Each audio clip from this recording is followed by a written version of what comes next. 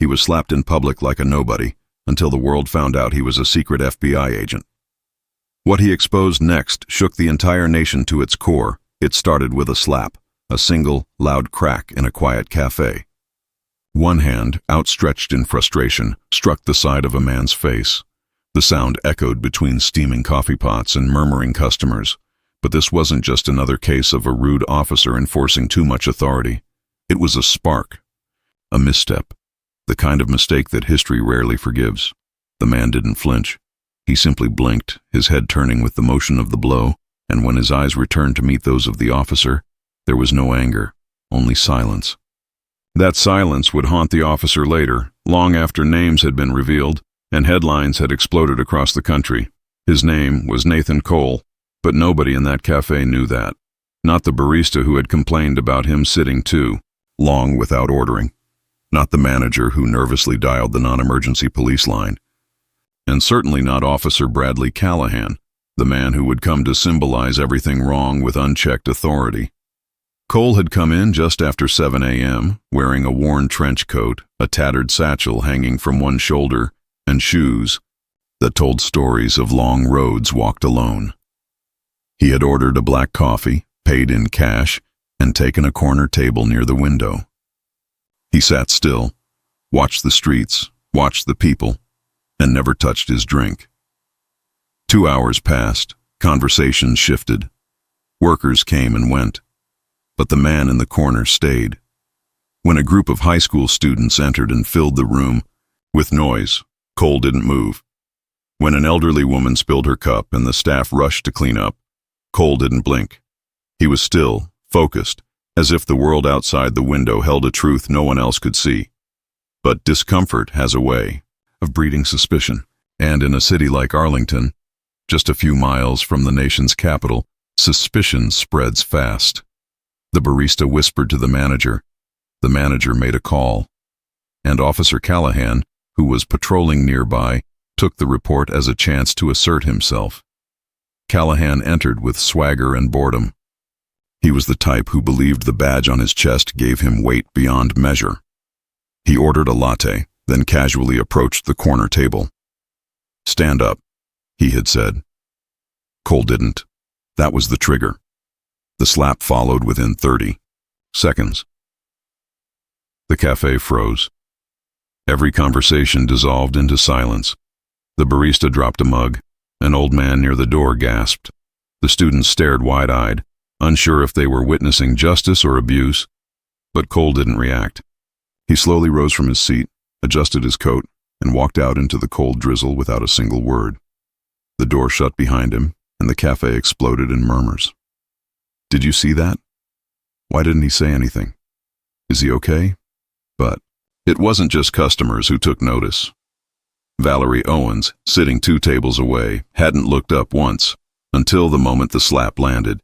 She had seen his face in an old surveillance photo years ago when she worked on a congressional oversight committee reviewing black budget programs. The man had no official history, no address, no agency. But his name was whispered in intelligence circles. Nathan Cole. He was a ghost, a myth. A man the FBI had declared off-grid in the aftermath of an international intelligence failure, called Operation Halberd, and now here he was, slapped across the face like a nobody in a coffee shop. Valerie didn't move. She simply opened her phone, took a single snapshot of his retreating figure through the window, and typed one word in an encrypted message app. Cole. Miles away, inside an NSA listening station in Maryland, the word triggered a red alert. Cole didn't go home. He didn't have one. He walked 5 blocks to a forgotten alley behind a closed-down bookstore. From there, he descended into a passage no one else knew existed.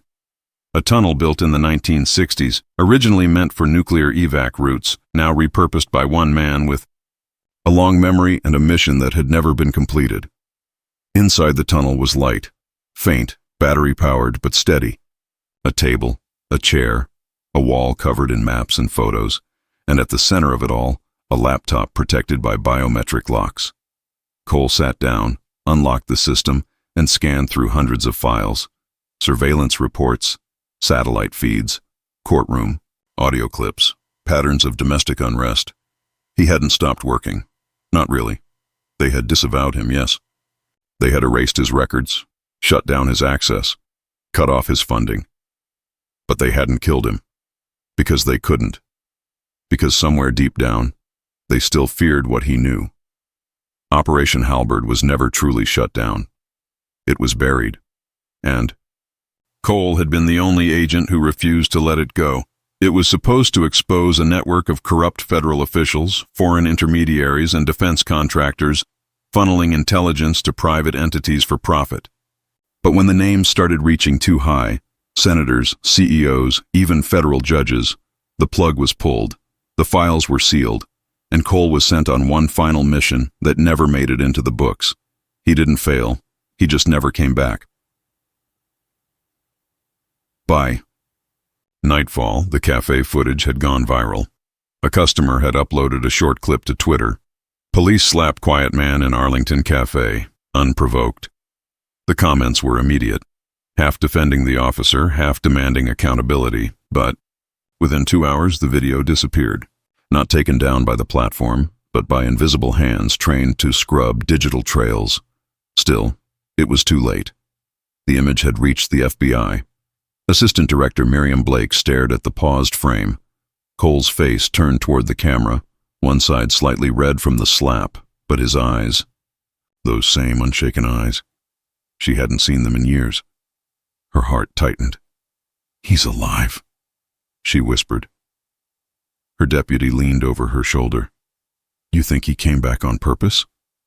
"No," Blake said, still staring. "I think we flushed him out by accident. The slap was a trigger, yes, but Cole's presence in that cafe wasn't random. He had been watching something, or someone. The question wasn't why was he there. It was what did he know that made him resurface after all these years, and what would happen now that the world had seen him. Meanwhile, Officer Callahan was celebrating. The department released a statement defending his discipline of a non-compliant individual, and City Hall sent congratulations for his quick action in a potentially suspicious situation. The words were carefully chosen, layered in bureaucracy, but Callahan's ego swelled with pride. He didn't notice the unmarked black car parked across the street from his apartment that night. He didn't see the tiny camera embedded in his rear taillight, and he certainly didn't notice the man on the rooftop 3 blocks away, watching him through a thermal scope. Cole wasn't angry, but he was awake now, and he had questions, not about Callahan. He was just a symptom.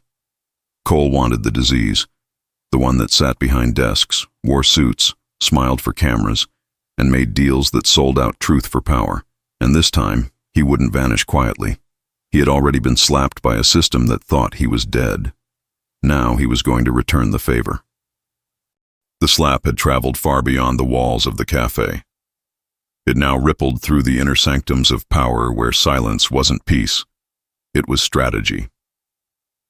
In a cold underground room of the FBI's Northern Intelligence Unit, a red dot blinked.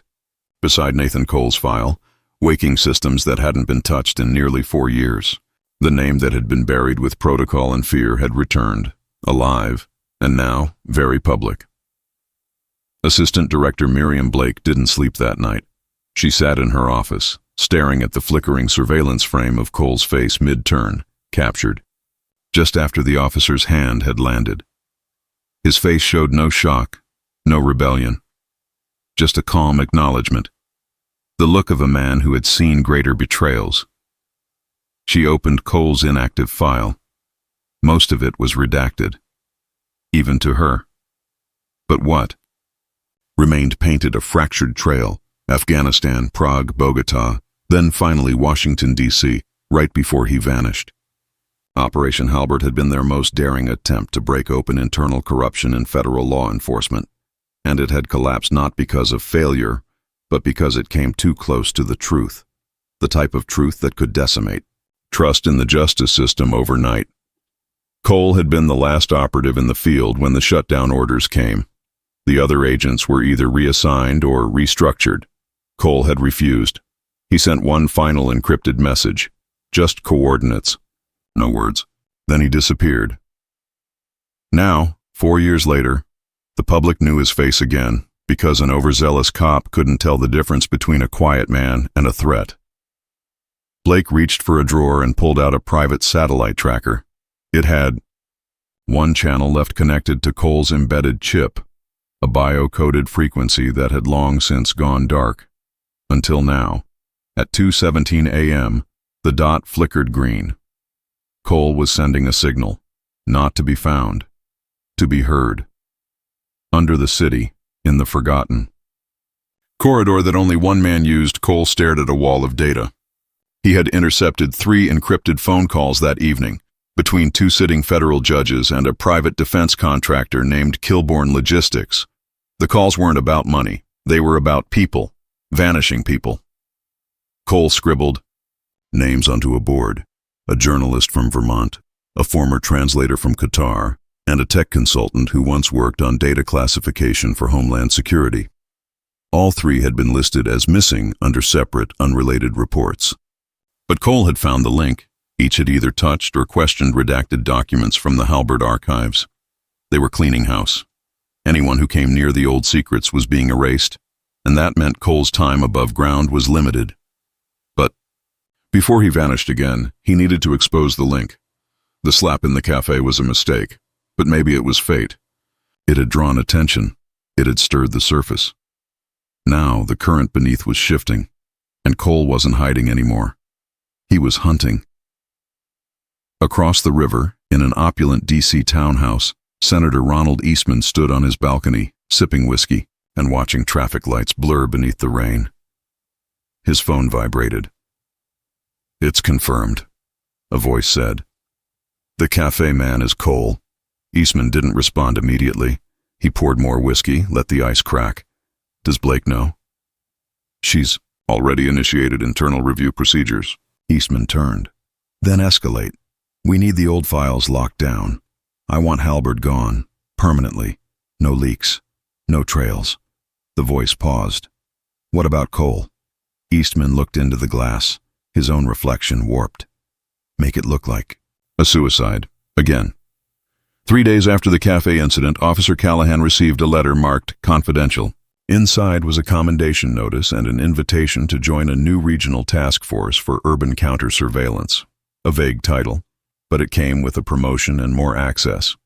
He didn't ask questions. He took the offer. What he didn't realize was that the force was a front, funded by Kilborn Logistics and monitored by a black cell that reported to no known department. He was being recruited, not rewarded, and through him, they planned to trace Cole. But Nathan was already ahead.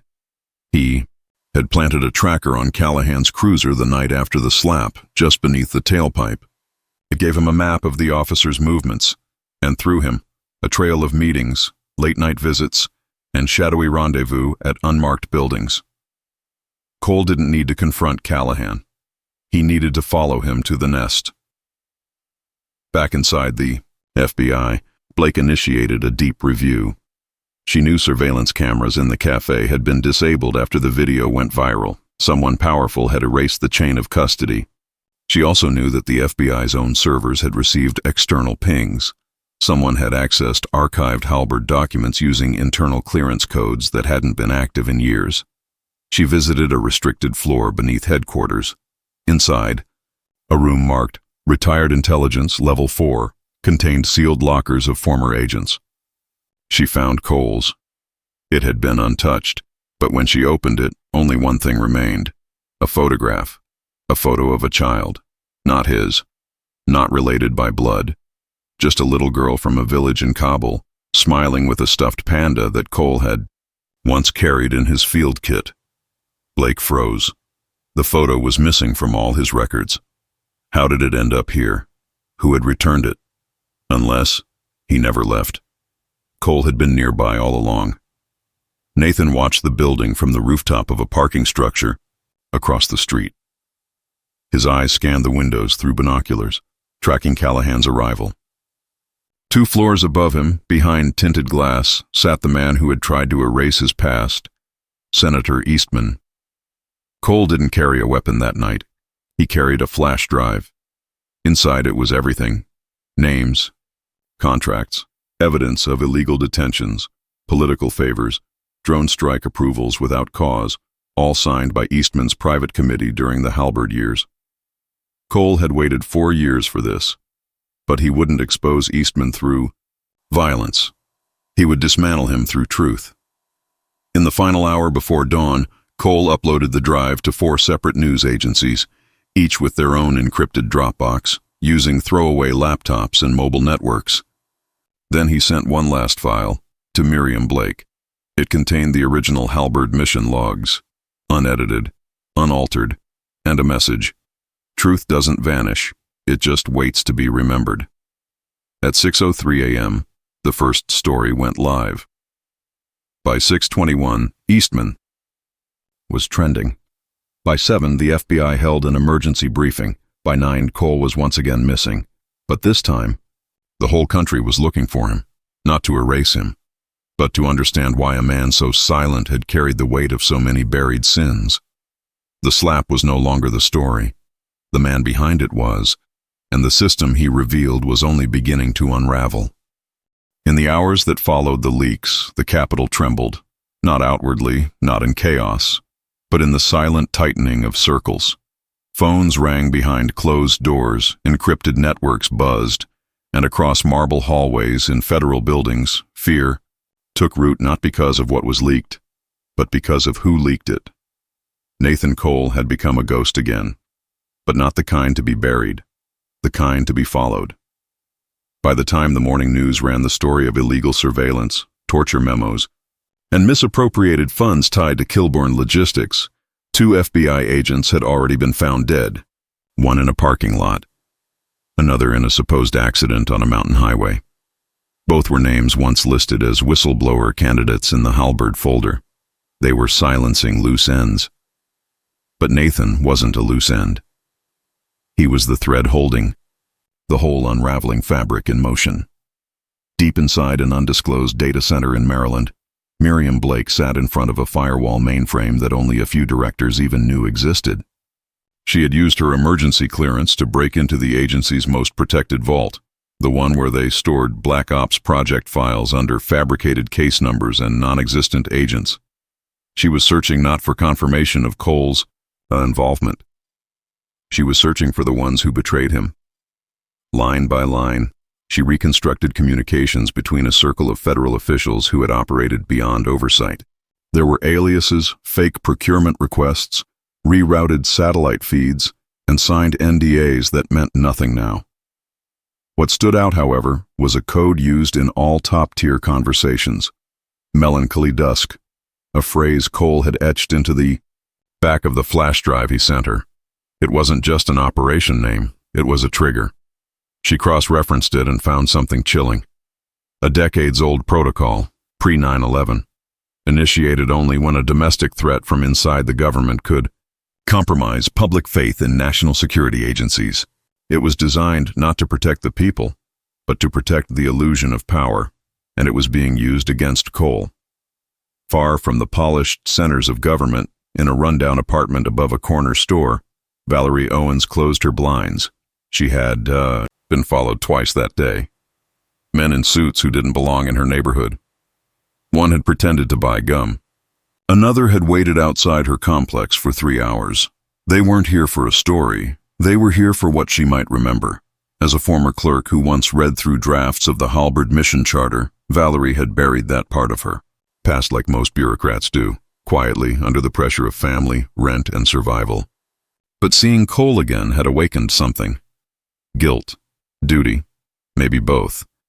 She opened her laptop, plugged in a hard drive she had hidden in an old VHS case, and decrypted a document marked Witness Session, Cole Debrief Number 5.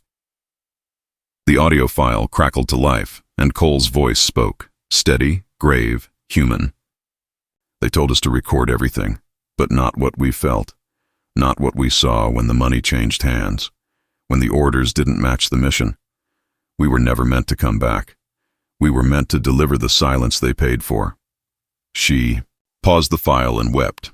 The man they had slapped was the last honest agent the country had left, and he had been betrayed by his own. Cole had relocated again. This time, not underground. He was above the city now, hidden inside a vacant construction site 2 blocks from Capitol Hill. Through holes in the walls, he watched the elite walk with purpose, their suits fluttering like cloaks of immunity. He knew what came next. Not an arrest, a disappearance.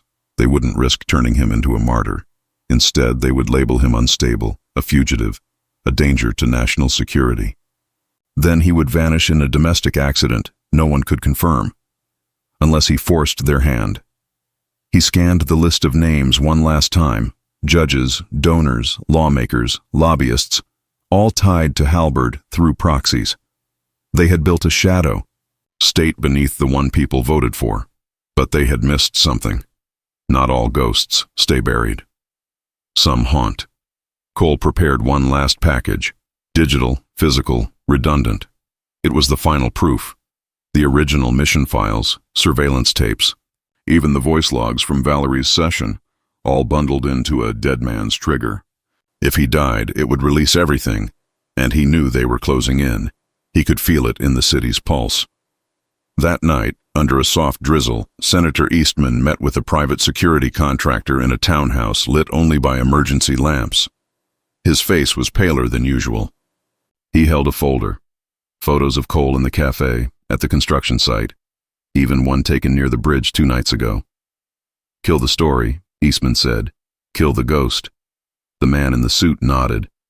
Already underway. But the next morning, all across D.C., flash drives showed up. In church mailboxes, under seats at public buses, in the glove compartments of abandoned taxis, each one labeled, "In case they lie again." Inside, truth. By 10 a.m., the FBI held a national press conference, something they had not done in years for an internal matter.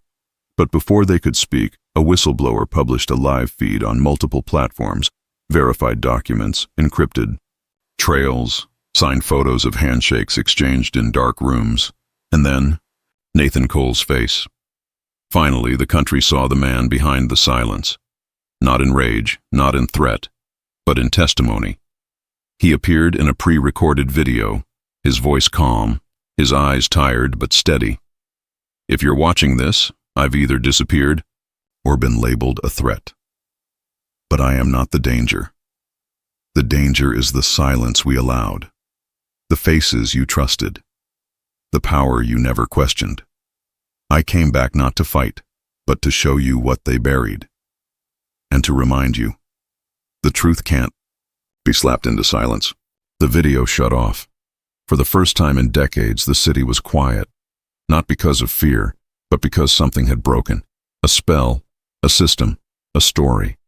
Nathan Cole was gone again, but the silence now belonged to them.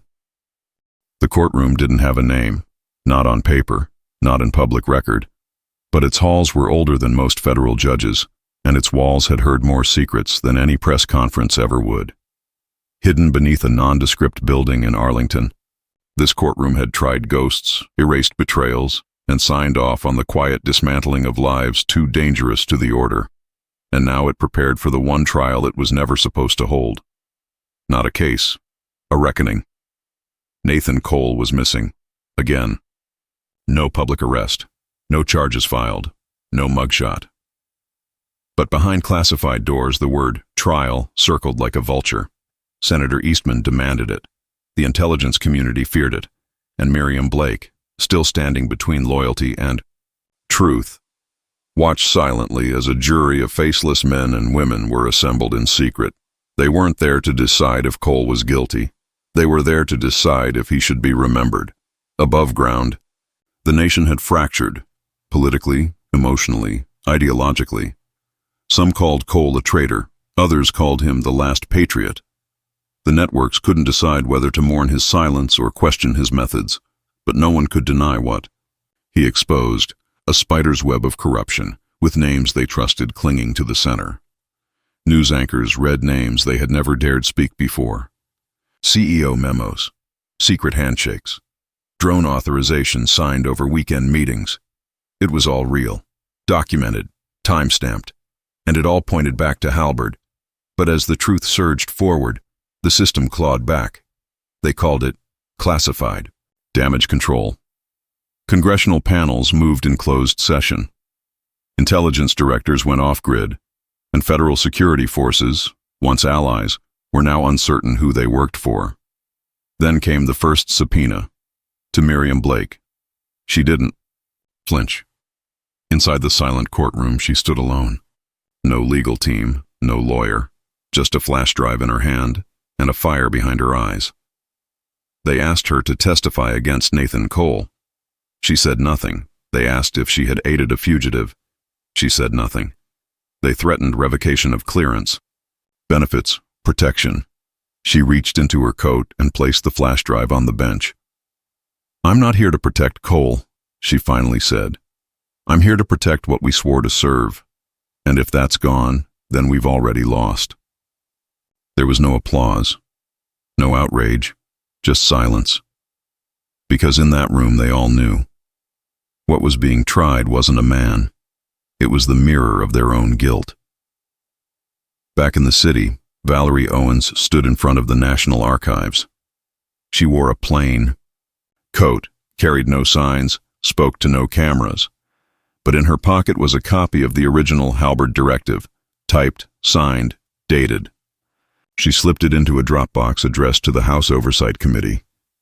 That afternoon, she vanished. No trace. No farewell. Just like Cole. The system was still fighting, but it was bleeding now. At midnight, a signal returned to the Bureau's deepest channel, a location ping. Not GPS, not satellite. A simple code embedded in a frequency that only one device could send. The transmitter inside Cole's own body. The chip had been dormant since the slap. Now it pulsed once every 60 seconds. They found him, or he wanted to be found. The location, a bridge outside Quantico, shrouded in fog, unreachable by vehicle. A team was dispatched, but by the time they arrived, there was no body, only a message, etched into the guardrail with a soldier's knife. Truth is not on trial, but you are.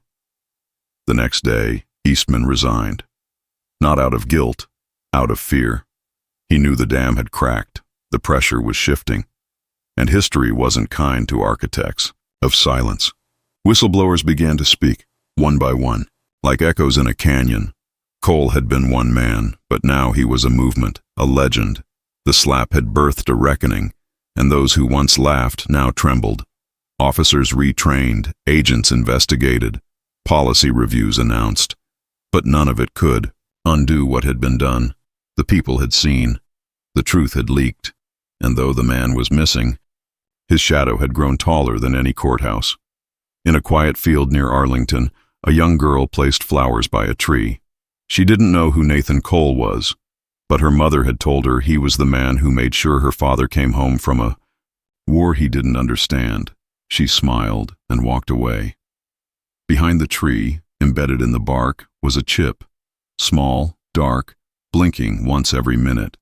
Somewhere Cole was still watching, not to run, not to hide, but to ensure that this time, silence did not win. The morning it all ended began without warning. No media tip-offs, no insider leaks, no build-up. Just a single image posted across government monitors and newsroom terminals at precisely 6:00 a.m. A live countdown, white digits on a black screen, ticking down from 30 minutes. Below the clock, 2 words blinked. Final transmission. Within seconds, secure lines were flooded.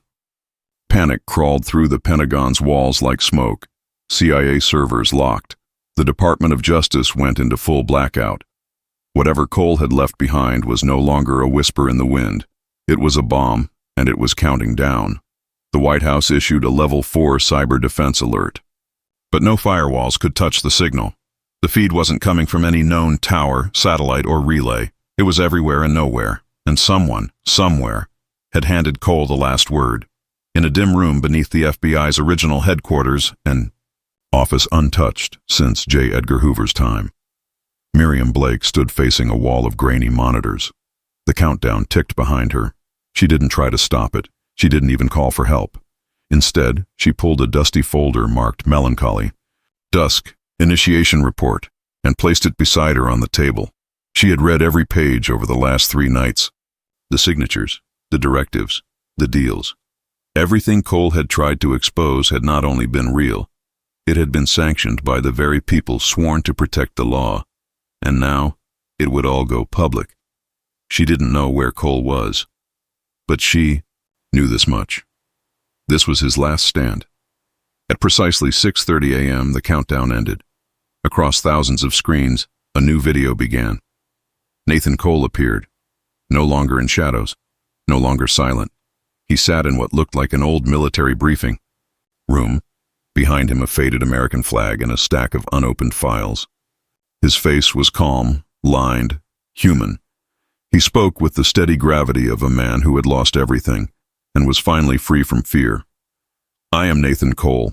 I was trained by this government, entrusted with secrets, sent into shadows to protect a nation that once believed in the truth. But over time, I was asked to do more than serve. I was asked to ignore, to overlook, to protect men, not laws. When I said no, they erased me. This is not revenge. This is revelation. You deserve to know who rules you, who profits from your trust, and who fears the light of truth more than any enemy.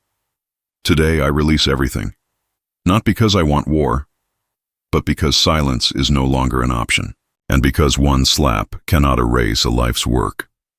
He looked into the lens one final time. You are the jury now, and history is your witness. The screen went black. Then came the files. Thousands, tens of thousands.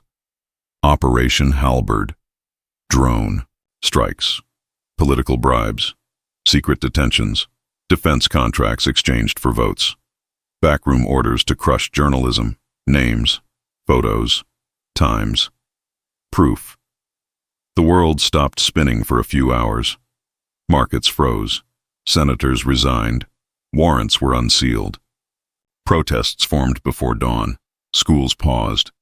Churches rang bells for someone they'd never met, but somehow already believed in. Nathan Cole had spoken, and no one could stop what followed. By noon, congressional emergency sessions were convened. Multiple heads of departments were subpoenaed. An international tribunal demanded access to specific documents relating to civilian casualties once deemed collateral. State governments launched their own independent investigations. But it wasn't just institutions that changed. It was people, baristas, teachers, veterans, journalists, people who'd lost faith in a system that had long silenced its own servants, and now they had a name, not as a hero, but as a compass. Nathan Cole had never asked to be followed. He had never wanted to lead. He had only ever wanted the truth to mean something again. They never found him. Not officially. There were sightings, some credible, some impossible. A man fitting his description seen helping flood victims in Louisiana. Another seen teaching children in a village school in Kenya. A photo of a man on a rooftop in Berlin, watching a protest with quiet eyes. But no one could confirm, and no one needed to anymore, because his work lived on, in courtrooms, in classrooms, in policy, in reform. And in a tiny cafe in Arlington, where the slap had first landed, a plaque now hangs by the corner window. Here sat the man who reminded us, silence is not peace. Years later, a young FBI recruit asked Miriam Blake during a training session, was Cole a hero or a traitor? She didn't hesitate. He was the mirror. And sometimes she would add quietly, we were just afraid to look.